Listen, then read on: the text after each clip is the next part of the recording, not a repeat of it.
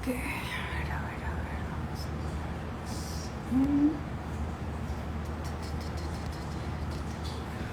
ver. Hola, hola. Vamos a esperar que se conecte la gente. Hola, hermanas, tan lindas mis hermanas. Primeras en la fila. Hola. Mírenme esto a ver qué es. No.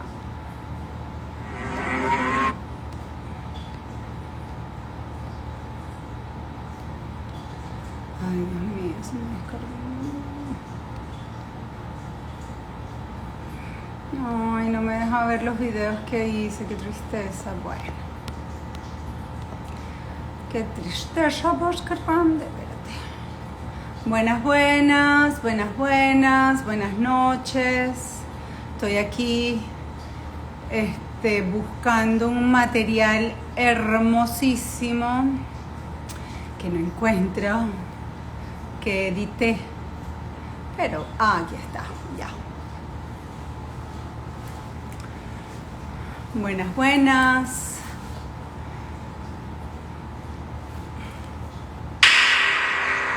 Le damos inicio a...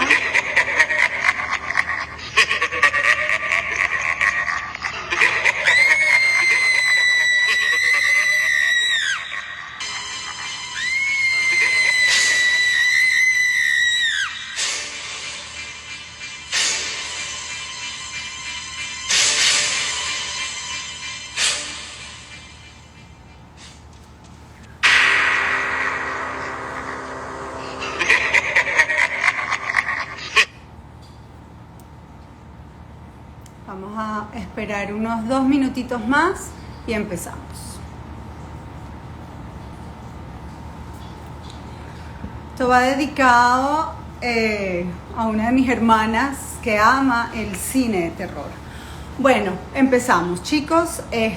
Hoy tenemos un tema aterrador y es la historia, de alguna manera, de cierto género de películas de terror. Si vamos a hablar de películas de terror, tendríamos que hablar de la historia del cine. La primera vez que los hermanos Lumière, quienes inventaron este maravilloso recurso audiovisual, proyectaron una película, todos sus asistentes salieron despavoridos. La película se trataba de un tren que se venía a cámara, por lo que los espectadores que no entendían absolutamente nada salieron en estampida. Pensaban que el tren se les venía encima y los iba a matar. Años después, con el expresionismo alemán, vio la luz y bueno, nos regaló un montón de películas maravillosas como el gabinete del doctor Caligari, que soy fan, Frankenstein, la novia Frankenstein, un montón de películas que ya Julián nos recordará. Hoy mi gran invitado es Julián Grijalva, quien es un colega maravilloso, vestuarista, quien hace también lives en sus páginas y que lo conocí haciendo lives en sus páginas, en su página. Él es un colega radicado en Bogotá, tiene mucha experiencia en este género, y bueno, lo voy a invitar para que sea él el que nos cuente mejor, tan aterrador que cuando me lo propuso casi muero, pero ya me divierte. Hola María. Julián, ¿cómo estás, mi amor? Qué felicidad Bien, verte. bien. Bueno, Sí, ya te había visto, sí, ya te vi en la tarde en tu live. sí, estuvo chévere hoy que terminamos como la primera temporada de Charlando de Vestuario, ahí también. Cuéntanos un poco tu proyecto. Sí, este proyecto lo arrancamos pues en cuarentena, que estábamos con harto tiempo, con bastante tiempo, entonces decidí como, empezaron como a pasar muchas cosas acá, como en el gremio del el diseño de vestuario en Colombia. Se creó una asociación, con otra colega empezamos a investigar acerca del diseño del vestuario en Colombia desde 1921 hasta la fecha y es una investigación que queremos dejar en un libro plasmado, Wow. bien bello, con perfiles, y ahí vamos, es una investigación larga y se une a esto también que yo dije, bueno, pues empecemos como a hablar, porque sentí que entre nosotros mismos y con las demás colegas, pues casi no nos habíamos como hablado o escuchado sus experiencias. Y a raíz de esa investigación del libro que empezamos como a entrevistar gente que empezó a hacer vestuario en los 80, a finales de los 70, pues nos dimos cuenta de que un trabajo increíble que se venía gestando. Yo dije, bueno, pues empecemos a charlar de vestuario con los diseñadores y diseñadoras de vestuario de los últimos tiempos y entonces se creó este espacio charlando de vestuario todos los sábados a las 5 p.m. hora Colombia y bueno, no sé, creo que unas 12 personas pasaron, alcanzamos a hacer, ahí están en mi cuenta Julián Grijalva, diseño de vestuario y en Ahí YouTube está. también están colgadas para que las vean porque cada una son como una visión muy particular de la creación de personajes, el diseño de vestuario, en películas, en cine, en teatro, en ópera. Y también logramos, pues, por ejemplo, esto es maravilloso que nos hayamos conocido porque Sí. hayamos hecho estos puentes. También me conecté con Tania Simbro, que es de Paraguay. Hablamos con un gran diseñador argentino, Julio Suárez, María Estela Fernández de México. Bueno, ¿no? Y quedaron una Un lista montón para para tu hacer una segunda segunda temporada. temporada. Que yo espero que tú estés en la segunda temporada y nos... Ahí estaré, mi amor. Ahí estaré. Julián, cuéntame por qué el género de terror. Bueno, pues realmente, bueno, a mí siempre me gustó desde muy chico y desde la universidad, como todo este género, como estas expresiones artísticas y empezamos como a crear una serie de personajes, como que empecé a entrar en una serie de proyectos con este tema, ¿no? Entonces hace 2 años tuve la gran fortuna de estar en un proyecto pues que fue bastante difícil hacerlo por las condiciones que eran grabar en la selva, cuevas, minas, un proyecto que se llama Mil Colmillos, que es para HBO, y de ahí para acá, este portafolio que quedó de este trabajo todavía no se ha estrenado, todavía sigue en postproducción.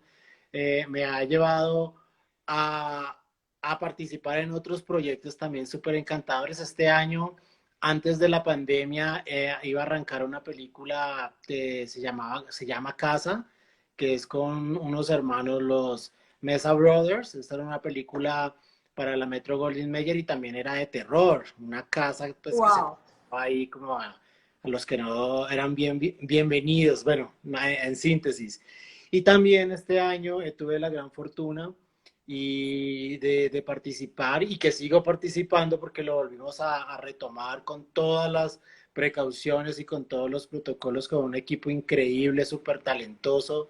Se llama Haunted, lo que vi, la versión latinoamericana. Entonces, claro, todas estas experiencias me han llevado como a seguir investigando. Por ejemplo, en la universidad yo me leí todo lo de Lovecraft, Edgar Allan Poe, siempre Ujú, veía como las novelas, hubo una novela muy famosa acá en Colombia como de suspenso, ujú. que se llamaba Los Cuervos, como con 500 capítulos de Julio Jiménez, y siempre hubo como esa atracción, ¿no?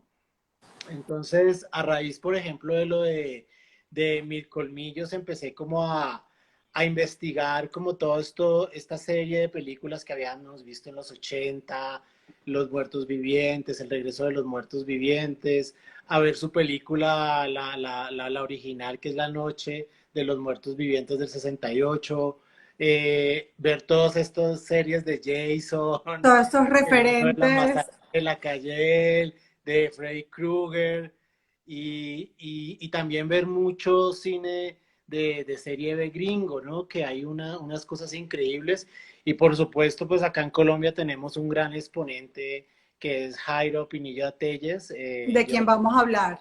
que vamos a hablar hoy acá. Él lo conocí Pues, digamos, en la universidad, que hacían, pues, mostraban sus películas. Es serie B colombiana, bajo presupuesto, pero muy ah, interesante.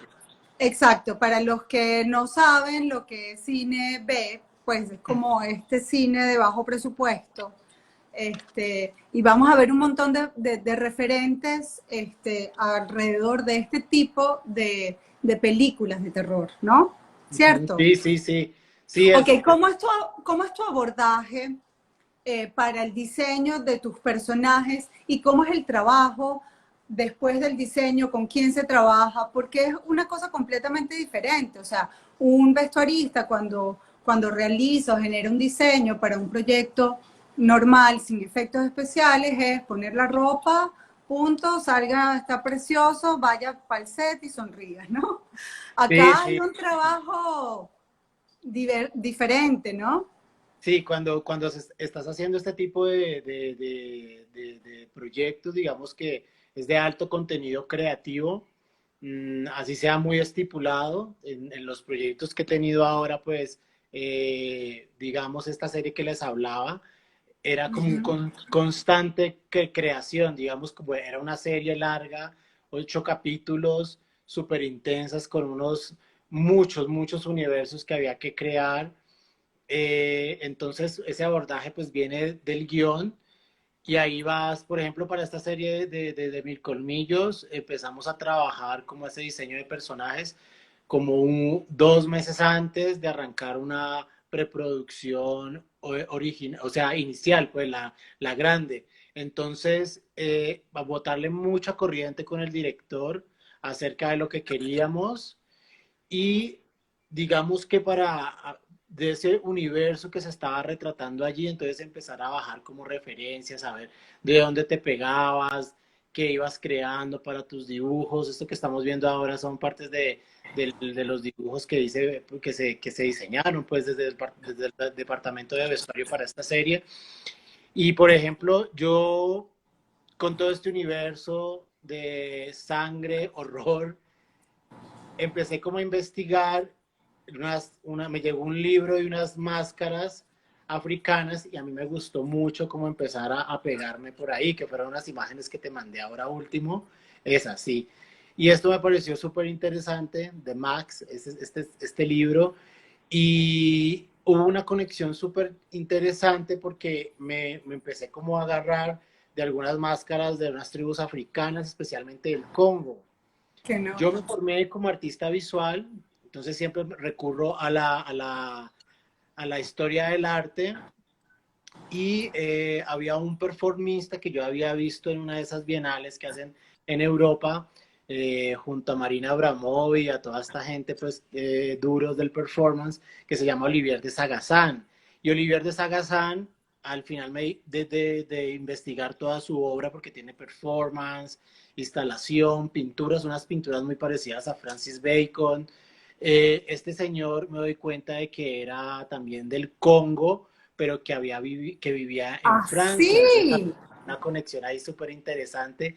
Y este señor trabaja mucho desde la psique y la transfiguración del cuerpo y de su rostro con barro, arcilla y pintura. Entonces, y algunos materiales como madera, paja, y a partir de esto, pues yo empecé como a crear como estos personajes sin copiarlos, sino en referencia, digamos, de textura.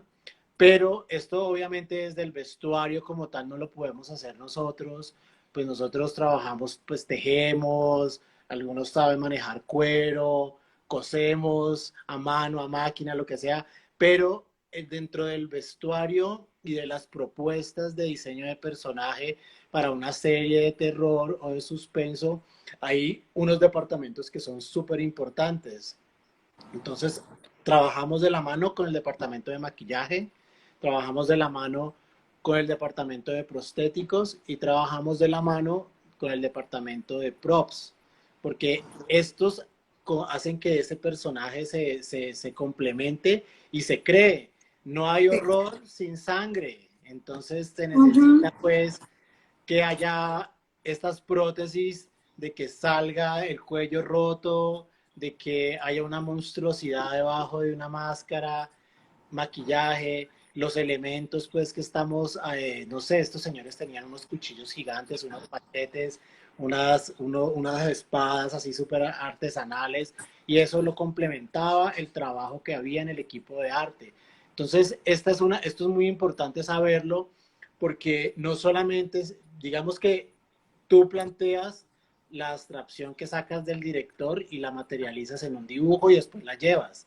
Ya el Sí, director me decía, tráeme algo y yo miro y si le falta terror, pues yo te digo que lo subamos y si no, pues le bajamos. ok. Pero él tenía que ver algo físico.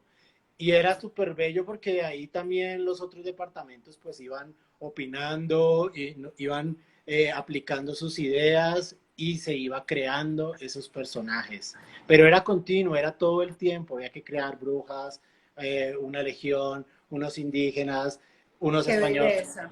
todo el tiempo había. Entonces, claro, también el eje, por ejemplo, de este proyecto era un taller. Tú llegabas a nuestra bodega de vestuario y el eje era un taller de ambientación, donde trabajábamos cuero, donde trabajábamos tejido, donde trabajábamos tintura, donde habían mesas para hacer las ambientaciones, las pátinas, el aging. Entonces, sí es un trabajo muy artístico que hay que hacer. Digamos que yo encontré un gusto muy particular por esto pero en el hacer, ¿no? En el hacer, yo estuve en el equipo de vestuario de la serie Narcos 2 Sí. y pues Acá yo creo que me mandaste una foto. sí, cuando Pablo Escobar ponía estas bombas y claro, teníamos que hacer esos carrobombas y todos esos ataques. Entonces, crear todo eso era súper interesante porque la ropa había que quemarla, había Claro. que como jugar con texturas, con elementos. Yo recuerdo un carrobomba que hicimos, pues el diseñador de producción era Salvador Parra, un señor súper teso, y era todo impecable.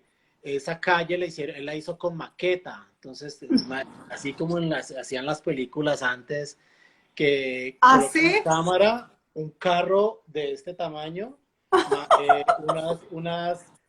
como las fachadas de los edificios, y Sí. claro, al ojo de la cámara estaba todo divinamente vestido, el carro y toda la gente caminando. Se hace una escena inicial, nos dan 2 horas, les dan 2 horas a ellos para resetear ese set y poner la bomba. Nosotros ya teníamos como 4 horas de preparar a toda esta gente, los quemados. Por ejemplo, un dato curioso y que lo hablamos esta semana es que este cine de horror se ha valido desde tiempo atrás por ejemplo, de las personas discapacitadas, porque digamos que ahora tenemos toda la tecnología y los recursos de hacer un brazo falso, una pierna falsa, pero sí, pero en Narcos, por ejemplo, traían gente que le faltaba la mitad de la pierna, tenía un muñón y ahí le colocaban una prótesis Wow. súper sangrienta y es un recurso. Jairo Pinilla también lo decía en una de sus entrevistas, que si él veía a un señor con los ojos torcidos o con cara de bruja, de una se la traía para su elenco porque eso era lo que él necesitaba. Entonces, eso me parecía increíble poder hacerlo.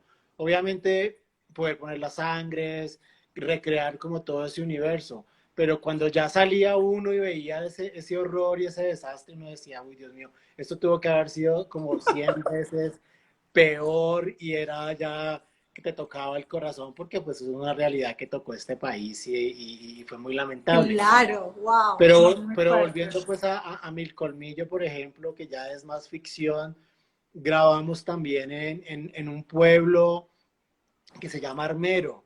Este Ok. pueblo en los Uy, años sí. 70 sufrió una catástrofe natural.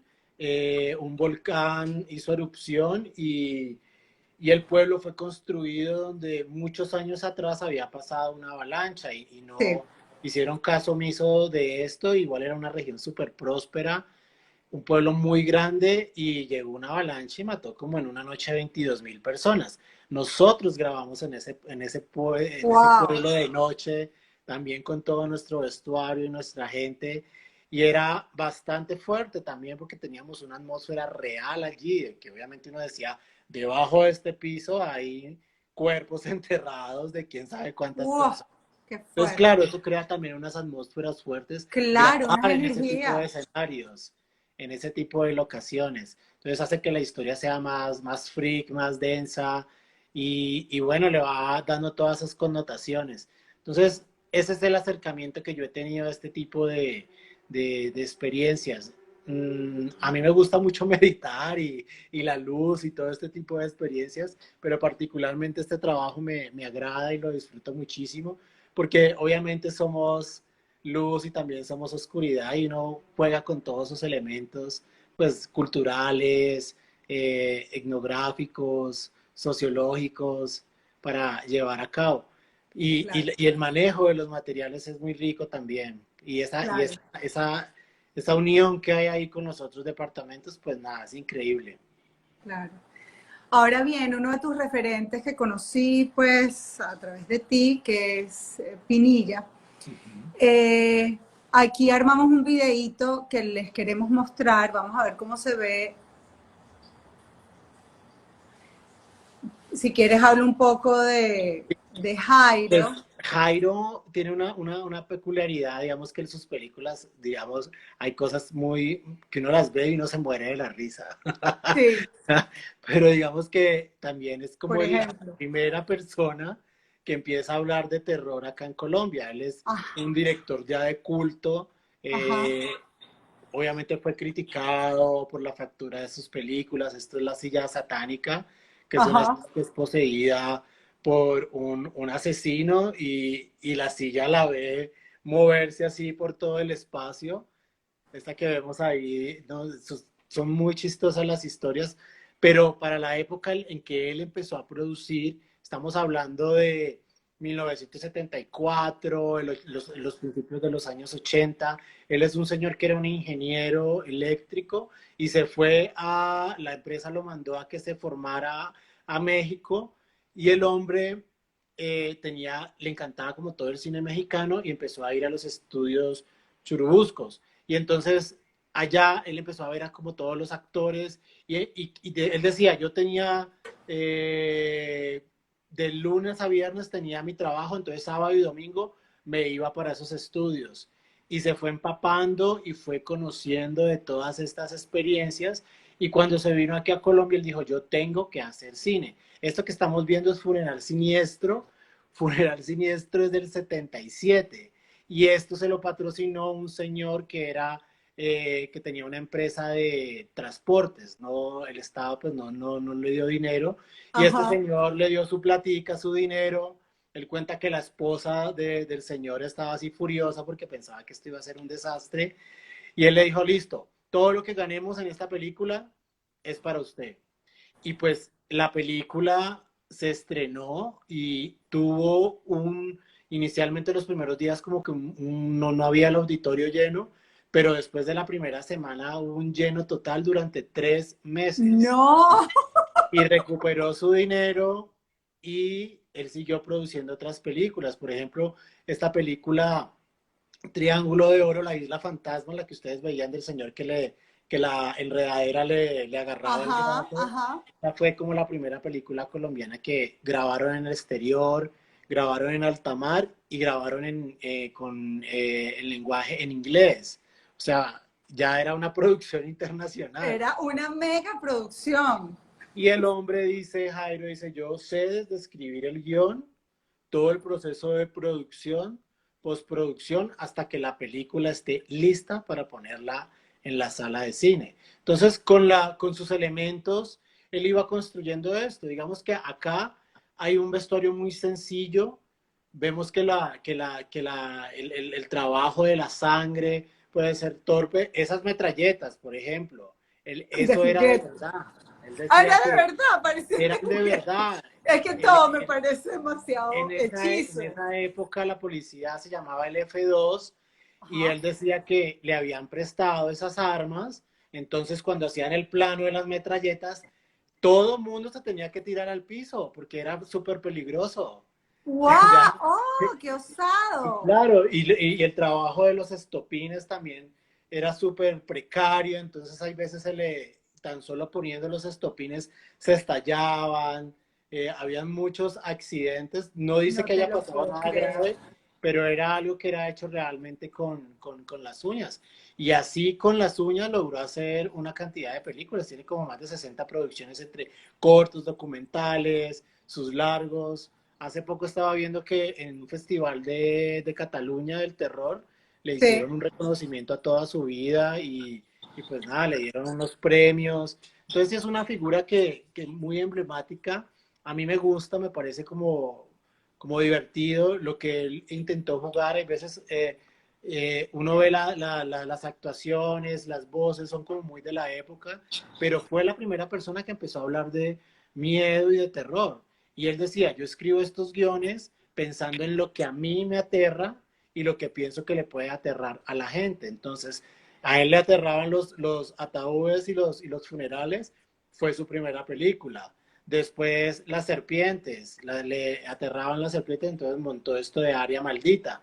Contaba que en Área Maldita tuvo una escena con un niño de 2 años y una serpiente, y eran unas serpientes que se alimentaban de marihuana.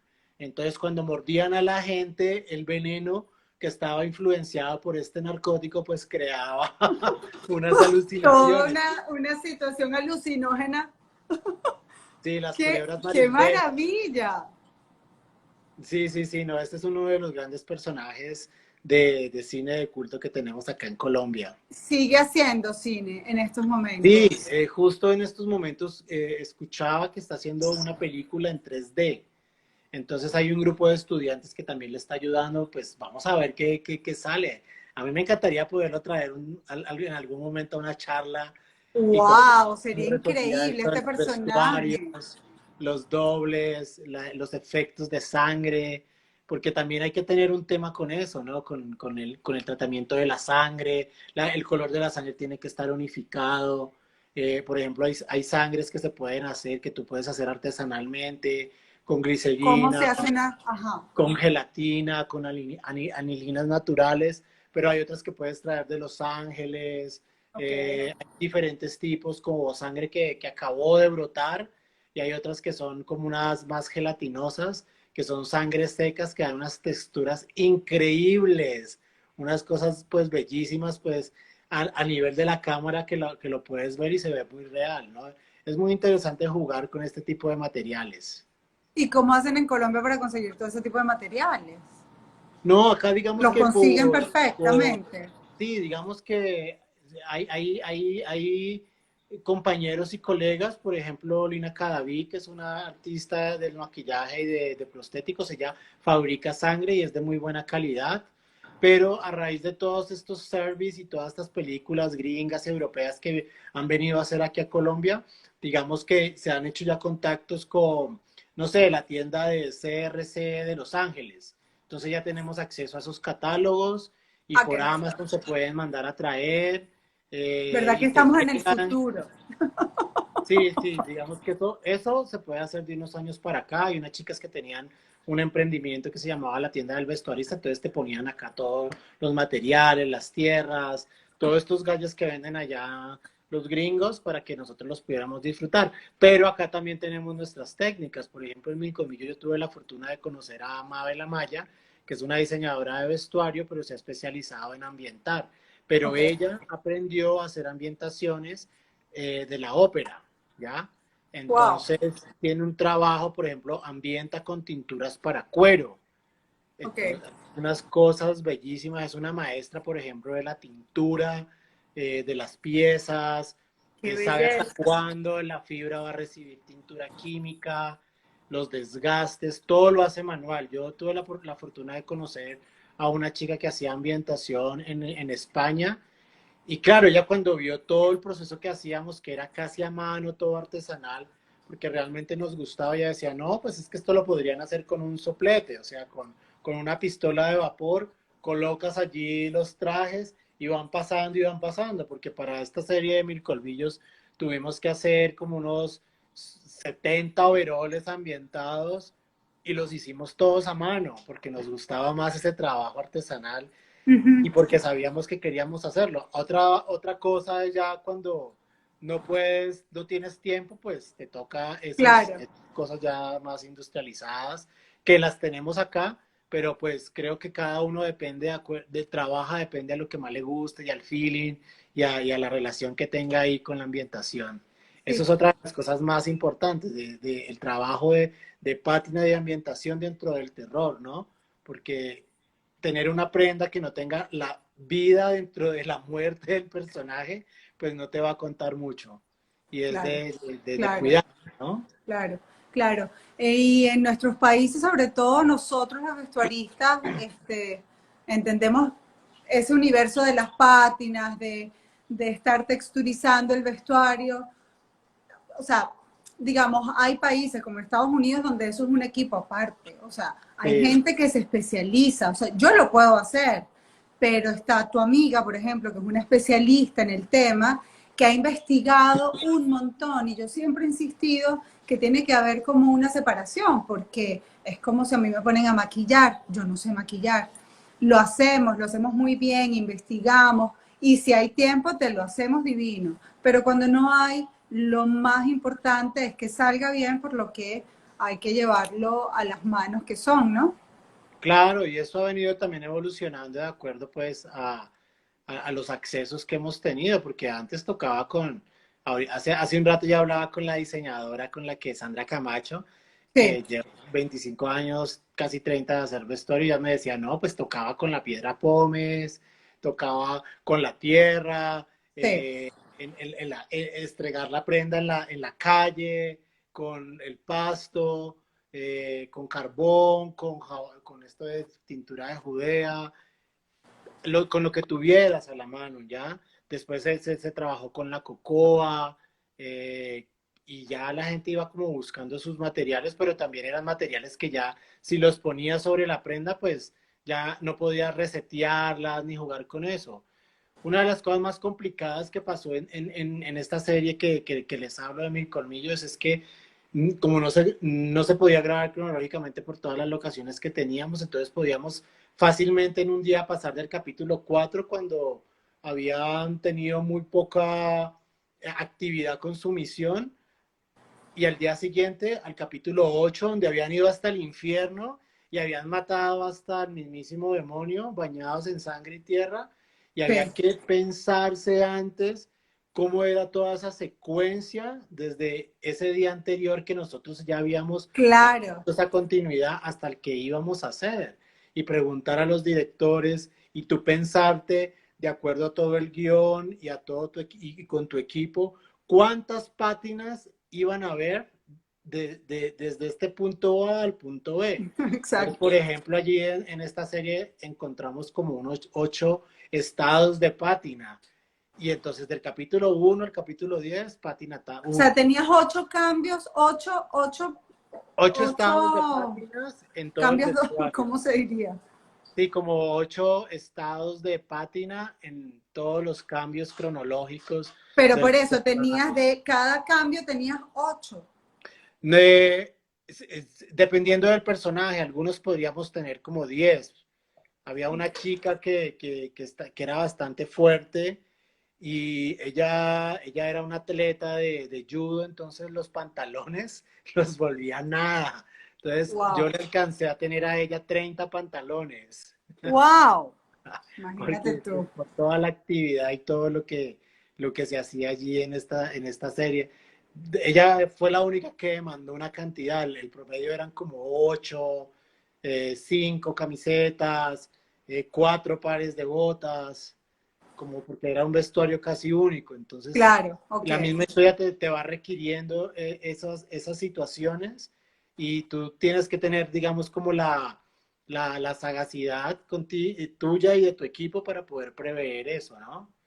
Y que no Claro, salte la continuidad, de pronto que pase un capítulo y se vea limpio cuando está lleno de sangre en el claro, capítulo anterior, ¿no? porque ya sería un chiste. Sí, y eso es lo que uno observa muchísimo todo el tiempo en estas series de cine gringo. Por ejemplo, hoy no vamos a traer tantas películas del cine gringo de la serie B porque sería otra charla, pero Claro, pero sí tenemos varias. sí, poquitas sacamos allí, pero entonces, por ejemplo, a mí en estos días que estaba leyendo, el director del Señor de los Anillos, Peter Jackson, él empezó haciendo películas de serie B Ah, de mira tú. terror y se formó allí y muchos, y hablábamos tú y yo que por ejemplo Tarantino, Stanley Kubrick, muchos hablaban pues de este tipo de cine, Bueno, ¿no? Tarantino con sus películas sangrientas que son Tim Burton, maravillosas, por que dan ejemplo. risa. Tim Burton, súper chévere, pues también como toda esta estética de este señor y también ha referenciado mucho este tipo de películas. Yo leía en estos días, por ejemplo, de por qué se llamaba de la serie B, y es que entre 1910 y 1960, que es la de cine oro, todas estas películas así súper glamorosas que salían, era Sí, la A, como la claro, serie el A, top. que era lo magnánimo, pues, desde los grandes estudios. Y lo que después pasaban eran estas películas de bajo presupuesto y entonces era la serie B y quedaron bautizadas como cine B. Que empezaron por ahí en los 40, ¿no? Sí, Cuando, sí, sí. Y bueno, había, por ejemplo, para que esta semana también consulté con una colega, pues Lina Cadaví, que también estuve hablando con ella y ella me hablaba de Lon Chaney para lo puedan buscar, que es, él viene desde el cine mudo y fue el primer actor que se maquillaba y con qué el belleza. vestuario hacía sus elementos. Entonces, un hombre lobo, Ay, qué un Drácula, lindo. y él mismo le llamaban el hombre de las mil caras, un actor, él es estadounidense. Ahí lo pueden buscar, yo se los voy a escribir aquí. Anótalo, porfa, para que mientras lo anotas, ¿alguna pregunta para Julián? Ahora vamos a entrar en películas gringas, que antes me daban terror, pero debo decir que viéndolas me da mucha risa. Yo nunca veo películas de terror, nada, nada, nada, nada, porque me pongo muy nerviosa. Pero pues, estas que hemos elegido dan más risa que terror. Aquí les va una, que es Black Sabbath. Ay, Black Sabbath, esa es de serie B, divina, sí. Cuéntanos un poco de esta peli. Bueno, el grupo Black Sabbath se inspiró en este tipo de película, en esta película para poner el nombre. Mira ese trabajo allí de este cadáver. Muy gracioso. Claro, esta película se hizo con un bajísimo presupuesto. Uh -huh, Tenía sus vampiros, tenía como estos seres de la noche. uh Y -huh. lo que ellos buscaron era un trabajo que tenía que ver más con el maquillaje en relación con el vestuario. ¿Qué dice? Ya, Shao, la película de horror favorita. Ay, no, no vi las preguntas, chicos. Qué pena, me puse a Una ver. película que estaba acá abajo. ¿Sabe? La Entonces, película de entonces, horror favorita. Pregunta, ¿cuál es la película de horror favorita? ¿Cuál es tu película de horror favorita? ¿cuál es mi película de horror favorita? No, pues tengo muchas, no podría ser una. Al final, Ana, sacas tus conclusiones. Sí, sí, sí, no, hay muchas que me gustan del terror. A mí también me gusta mucho la ciencia ficción y cuando se combinan esos dos elementos también me gustan mucho. También, por ejemplo, me gustaba mucho como ese terror psicológico o ese suspenso psicológico de algunas películas de David Lynch, Uh que -huh. también esas me encantan, pero va como por otra onda. Sí, es otra cosa. Pero no, a mí estas películas que vamos a ver, por ejemplo, esta es una de mis favoritas, Black Sabbath, para que la puedan ver, está en YouTube, la pueden ahí buscar y la pueden ver. Luego tenemos a nuestro Alien, queridísimo y aterrador Chucky. Chucky. Chucky, que es la relación, digamos, como psicológica de este asesino que le hacen una redada y aquí involucran un elemento ya, digamos, como mágico que es el vudú y él ya en sus últimos momentos de su vida logra trasladar su alma a este muñeco. Entonces es un clásico de los años 80 que vimos cuando estábamos pequeños, de Exacto. este muñeco que tomaba vida y después quería matar a su dueño. Uh -huh, uh Jason -huh. es otro de los elementos. Ahí en YouTube ustedes pueden encontrar las historias completas de estos personajes. El director de, por ejemplo, de Freddy Krueger, Wes Craven, habla de que él empezó a crear este personaje a partir, el hombre estudiaba psicología y psicoanálisis y empezó a tener como una relación muy directa con el estudio del sueño. Y Ok. cuando le llega esta oportunidad de poder hacer cine, pues crea este personaje y lo va llenando de elementos. Yo leí acerca del vestuario de este personaje, de que trataban de acercar también ese saco que él tiene, porque hay muchos personajes que se han vuelto icónicos en su vestuario por lo que le puso a última hora o en Wow. planeadamente el diseñador de vestuario. Entonces, esta diseñadora saca como los sacos que tenía como de Navidad, de la última Navidad, y Ujú. empieza como a crear el saco que vemos a raya de este señor. Fíjate que yo los puse juntos porque tanto Chucky como él tienen vestuarios de franjas. Me llamó la Sí, atención. Y yo en algún de estos libros que me leía, resulta que el vestuario de las franjas, de las rayas, pertenece al vestuario bifurcado que tiene una relación con el vestuario del diablo, del mal. Porque antes el vestuario eran túnicas.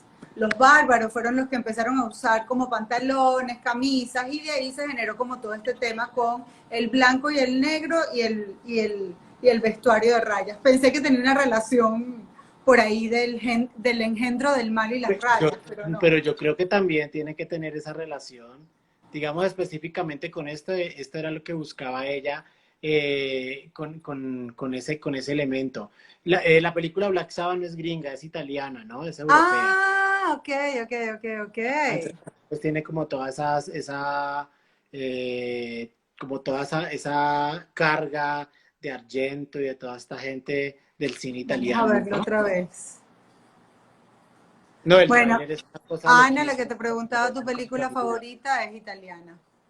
Es una, a mí me gusta, por ejemplo, ese terror de Aliens, la saga de Aliens me gusta porque ya es estos elementos de ficción con el terror y por ejemplo, el trabajo que hizo Giger en la primera película y bueno, y todo lo que se desprende de ahí, eso es una cosa Darío increíble. Argento. Darío Argento, que es uno de los duros de ese cine italiano de terror. No, es que esto da como para varias charlas, No, porque son unos imagínate. universos increíbles y estéticamente muy, muy agradables.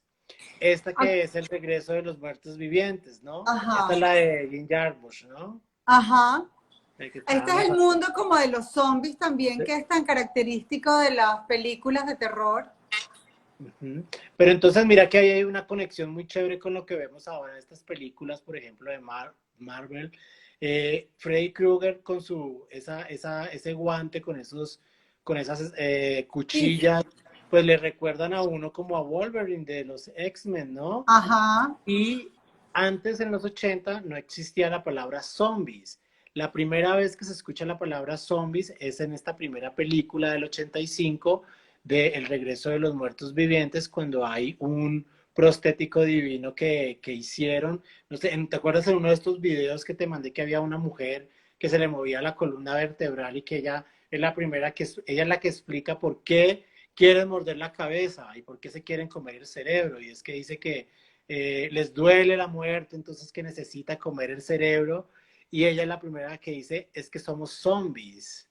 Ya antes no se llamaban zombies, Ah, ¿y antes qué se llamaban? ¿Cómo los como definían? muertos vivientes o Mm. muertos caminantes, como la serie de Walking Dead. Entonces, mira la gran cantidad de series que han sacado ahora de muertos vivientes. Acá traemos a Thriller porque este hombre sacó a colación estos señores saliendo de estas tumbas y pues ya literalmente los puso a bailar, ¿no?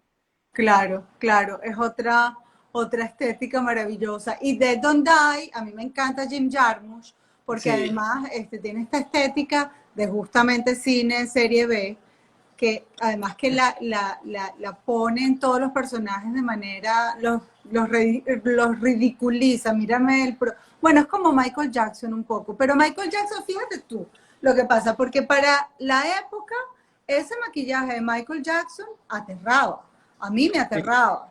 Yo no me moría de la risa con ese maquillaje, a mí me parecía no, aterrador. te asustabas, ¿Qué, claro. qué pasa? ¿Por qué ese desarrollo? ¿Por qué esto nos parece? risible ahora y en su época era tan aterrador. ¿Qué está pasando? ¿Cuál es ese desarrollo de los personajes de terror?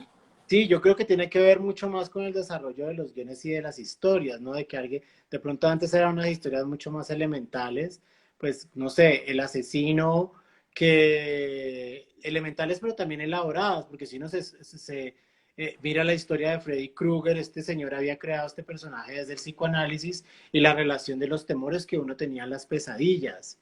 Ya a la puesta en escena, pues ya habían unos elementos que eran un poco más quiche, por así decirlo, porque tenían que llegar a la gente. Cada vez es más realista también el make-up y los efectos especiales, sí. Sí. Está, claro, ya la tecnología es increíble y estos productos ahora van avanzando, son más realistas, las prótesis, ahora tenemos más acceso, pues digamos, al internet, a las redes. Antes no, antes era lo que nos llegaba, no sé, en esa época yo me acuerdo, yo veía a Chucky en VHS, ¿ya? Y era A mí así me como, dieron risa, eso, yo te digo, yo no los veo de nunca, ni me interesan. Y yo, cuando salió Chucky, era aterrador. Ahora yo lo veo y yo digo, ¿cómo te pudo aterrorizar este muñequito? Yo hasta Además, les mira, yo la tengo, primera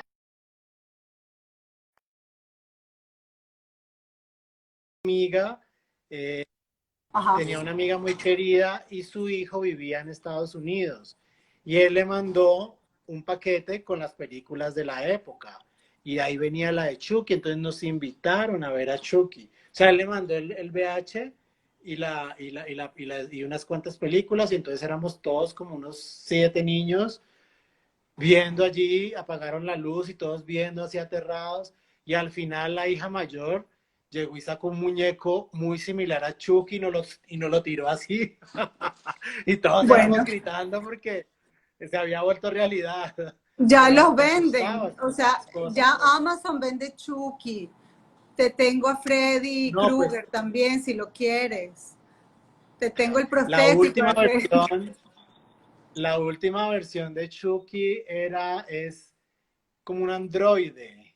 Lo que estaba yo escuchando, estaba leyendo más bien, es como una versión de un androide que se le tuerce el programa y empieza a matar a sus dueños.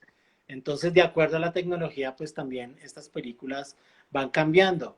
Que eso nos abre, digamos, a lo que también queríamos hablar, y es con todo esto que nos llegó de Oriente, que es ya el terror japonés, que también incluye otras estéticas y otros elementos, ¿ya?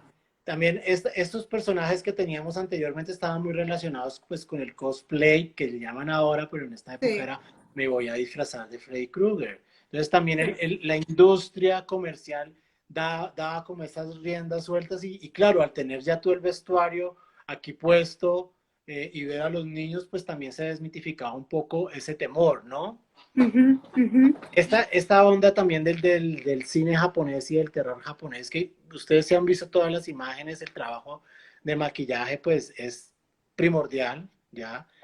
Todo el trabajo de prostéticos, los elementos de vestuario, y obviamente pues ya lo que le da el guión, por ejemplo, a este niño, encontrar, uno abrir los ojos y ver un niño blanco, inmaculado, pero completamente terrorífico, Es ¿ya? justamente esta estética minimalista Es tan minimalista. de ellos, ¿no?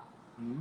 Es muy limpio, o sea, de estos referentes que me mandaste, yo no sé si me imagino que así es, pero toda la imagen es mucho más limpia y esto es aterrador, sin, es mucho más aterrador que un Freddy lleno de cicatrices y colmillos y a mi Y punto esta de que vista. esas imágenes que ustedes estaban viendo era de El Aro, que es japonés, la primera versión. Después hicieron la versión gringa donde aparece Naomi Watts, pues que es esta que estamos viendo acá, la versión gringa. Entonces que también es igualmente pues de aterradora cuando ya está saliendo de ese El terreno. aro lo hice, mira, yo no sabía que el aro lo habían hecho acá. Esta es la versión gringa de esta primera película que vimos. Sí, de las primeras imágenes que pasaste de ella. Ah, esto Sí, es el aro, esta es la original del sí, aro. sí, japonesa. Y después hicieron la versión más comercial que aparece Naomi Watts, entonces, pues que esa ya la hizo mucho más. Creo que estas son las del agua,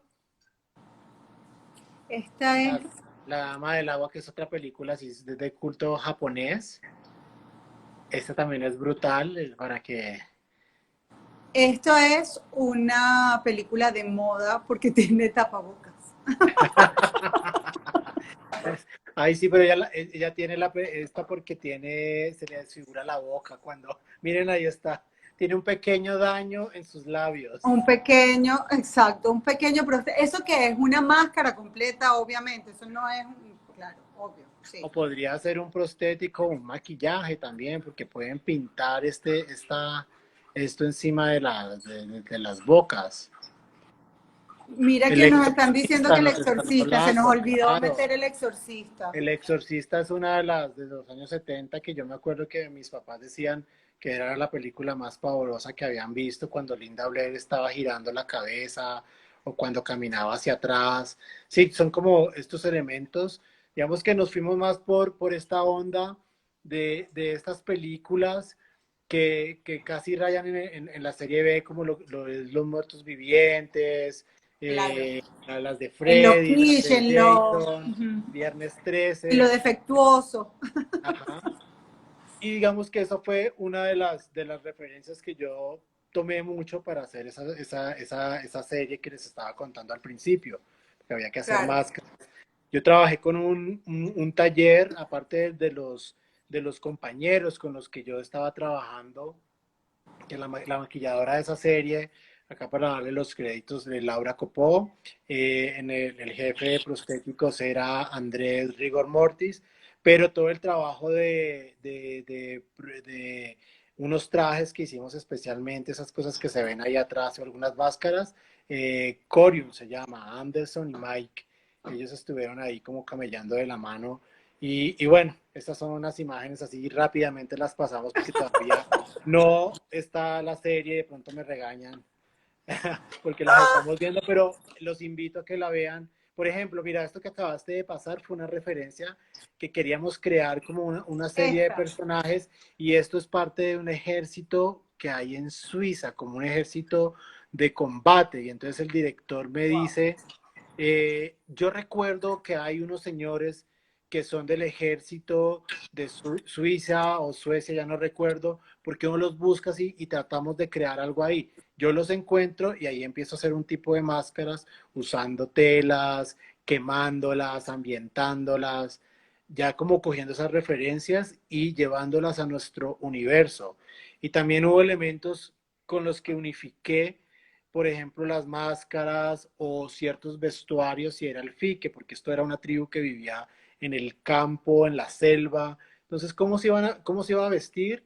Esta gente que vive en la selva y que se viste con basura y con elementos, entonces fuimos creando como con ropa vieja, Wow. con algunos Enorme. elementos plásticos y todo esto de estos tejidos, ¿no? Que acá le llamamos el fique. Qué Acá para belleza. transportar los alimentos utilizan unas vainas que se llaman pues unas bolsas de fique, que es una fibra, no sé, las papas, yucas, eso lo transportan allí y claro, uno Sí. después iba y De yute, de compraba fique, ajá. muchos de esos para poder tejer, para poder confeccionar a partir de eso. Y los talleres, Cristina, una chica que es muy talentosa, también me ayudó a trabajar en esto.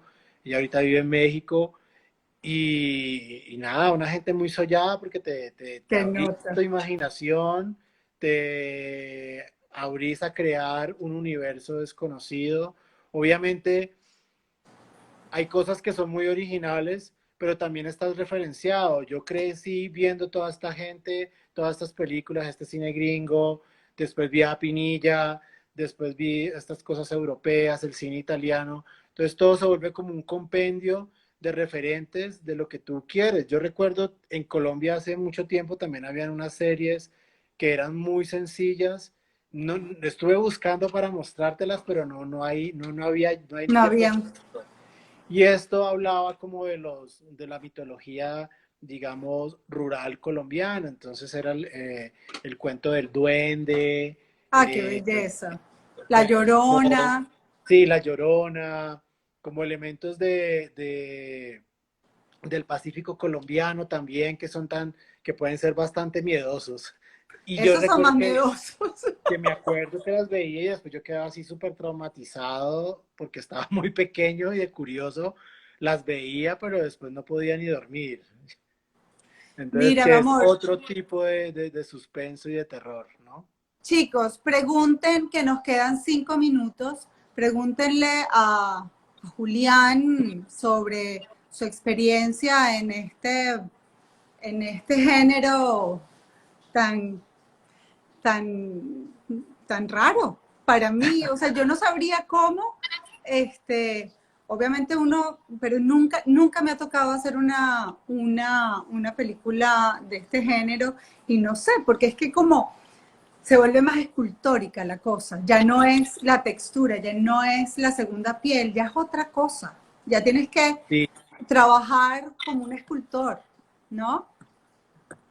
sí, sí, empiezas a hacer es prácticamente hacer un diseño de personaje a partir del vestuario y de ahí digamos que los otros departamentos también van creando y se van uniendo para crear una pieza final. Yo quería también hablar un poco de ahí, yo soy de Cali y en Cali hubo un movimiento que se llamó Caliwood y por ejemplo hay dos películas pues que se las recomiendo. Por Una se favor. llama Pura Sangre, que es de Luis Ospina, y esto le llaman el gótico tropical. Ah, gótico tropical, eso está Gótico tropical. interesante. Entonces, para que las vean, esta es de 1982 y la otra es Carne de tu carne, el 1983 de Mayolo. Y Carne. también tiene Carne de tu carne, entonces tiene unos elementos también de suspenso y de terror. Por acá nos estaban preguntando Existe una película de horror fashion, la de de horror, de Rocky Horror Picture Show. Ese es super esa, fashion. sí, esa es Eso es super lo más fácil. glam que existe. Yo le Esa es iba a super poner, pero fácil. no, no. Desistimos de ponerla, pero esa Pero esa es buenísima. es súper linda, sí, y tiene unos elementos de vestuario, de arte. ¡Wow! Yo me vine con mi cara de terror también, porque bueno, me tengo que quedar en sintonía. Yo me caracterizo. Bueno, estás como para una película de Pinilla. Ajá, ahora sí estoy. Luis Ospina, un ángel, claro. Luis Ospina, uno de nuestros grandes directores. Bueno, Yo chicos, también tengo unas máscaras por acá y se las iba a pero sacar. por favor, caracterízate, somos vestuaristas. Julián, Vamos a nada que ver despedirnos lo con que vemos nuestras actualmente, desde que máscaras. llevas puesta me muero de la intriga. Ah, ok. Dame un segundo.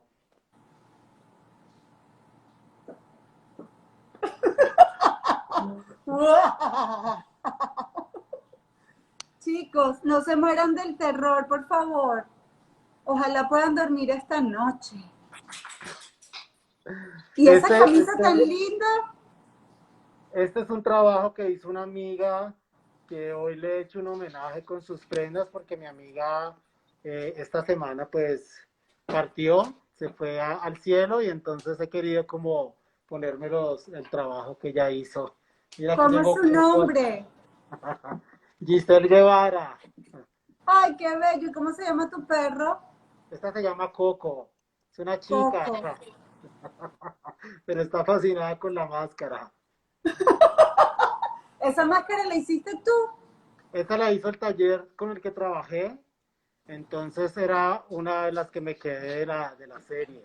Más o menos era uno de esos personajes que salía así de ultratumba. El nombre de la chica, de la vestuarista, Ella se llamaba Giselle Guevara, Gigi, lo y puedes anotar para que la rastreen y vean las cositas que hacía, por favor. sí, Y sí, bueno, sí, esto hace mucho calor. sí. Creo que nos adelantamos al Halloween, pero chévere saber de estos Uno temas. nunca sabe, mi amor. Hay que vivir la vida, hay que vivir el momento. Sí, sí. Mira, Sí, Julián, yo es un trabajo que ella complacida. hacía bellísimo, pues. Y bueno, ya desde el cielo nos está acompañando, la amamos mucho, la Amén. queremos mucho, Amén. y esto todo el día ha tenido sus prendas. en la charla anterior también tenía una que era de tejido con ella. Ella bordaba, entonces, bueno, desde el cielo nos seguirá bordando el corazón. Julián, tienes 20 segundos para despedirte. Nada, muchas gracias por haber venido a esta charla. A ti infinitas gracias por permitirnos, por permitirme hablar pues también de este trabajo y de que es tan interesante y que me apasiona tanto. A Muy toda la gente que talentoso. estuvo en la charla, gracias por tomarse el tiempo de escucharnos, de vernos. Pues es un tema muy